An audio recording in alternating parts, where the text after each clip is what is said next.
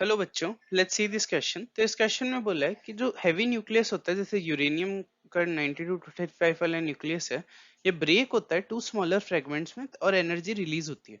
और इसका रीजन दिया है कि एनर्जी रिलीज तब होती है जब अपन लेस टाइटली बाउंड न्यूक्लियाई को ट्रांसमिट करते हैं मोर टाइटली बाउंड न्यूक्लियाई के अंदर।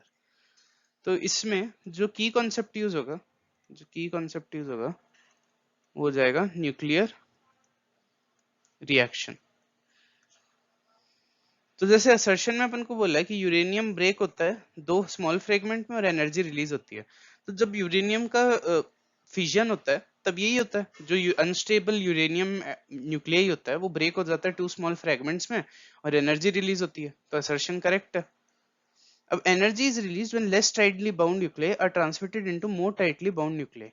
तो लेस टाइटली बाउंड न्यूक्लियाई का मतलब क्या होता है कि जो न्यूक्लियस है वो खुद को हैंडल नहीं कर पा रहा है, मतलब उतना बड़ा न्यूक्लियस स्टेबल नहीं रह सकता। तो यही केस होता है वैसे तो न्यूक्लियर रिएक्शंस में, कि जो अनस्टेबल न्यूक्लियाई होता है वो ब्रेक हो जाता है स्टेबल न्यूक्लियस के अंदर और इनके अंदर बाइंडिंग एनर्जी ज्यादा होती है। इनकी बाइंडिंग एनर्जी ज्यादा होती है इससे, इसकी बाइंडिंग एनर्जी कम होती है। तभी तो ये ब्रेक होता है दो दो के अंदर। तो एनर्जी इसी वजह से रिलीज होती है जब एक अनस्टेबल न्यूक्लियाई, मतलब एक लेस बाउंड न्यूक्लियाई ब्रेक होता है टू मोर टाइटली न्यूक्लियाई में, मतलब ये ट्रांसमिट होता है मोर टाइटली न्यूक्लियाइज में।